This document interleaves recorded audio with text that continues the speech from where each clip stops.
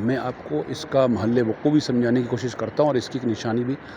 جب جو main gate ہے وہاں سے جب داخل ہوتے ہیں تو اس کے بعد پھر اندر آ کر نیچے سے ایک رستہ اور آگے آ رہا ہے۔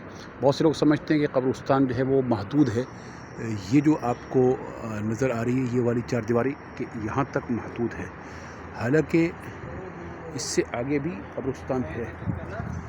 یہ جو رستہ آپ دیکھ رہے ہیں نا، یہ جو لوگ آ رہے ہیں، یہ اس کا مین گیٹ اس طرف ہے۔ اچھا، یہاں آنے کے بعد اس کی نشانی یہ ہے کہ یہ الگ سے اب دیکھیں یہاں انہوں نے بیٹھنے کا انتظام بھی کیا ہوا ہے، اور اکثر لوگ یہاں چپل اتار کے آ کے بیٹھ جاتے ہیں اور یہاں بیٹھ کے پڑھ کے اِسارے ثواب کرتے ہیں۔ پھر اس کے بعد یہ یہاں پر اس طریقے سے جنگلے سے لگے ہوئے ہیں نا، تو یہ جو جنگلہ ہے اس کے اندر کچھ قبریں موجود ہیں۔ اس میں جو شروع میں ابتدائی قبر ہے وہ حضرت خدیجہ رضی اللہ تعالیٰ کی قبر مبارک ہے۔ یہ جیسے میں نے آپ کو پہلے بتایا تھا کہ جو ایک چار دیواری بنی ہوئی ہے، اس کے اندر پھر یہ ایک اور چھوٹی قبر موجود ہے، یہ ہے حضرت خدیجہ رضی اللہ تعالیٰ کی قبر مبارک۔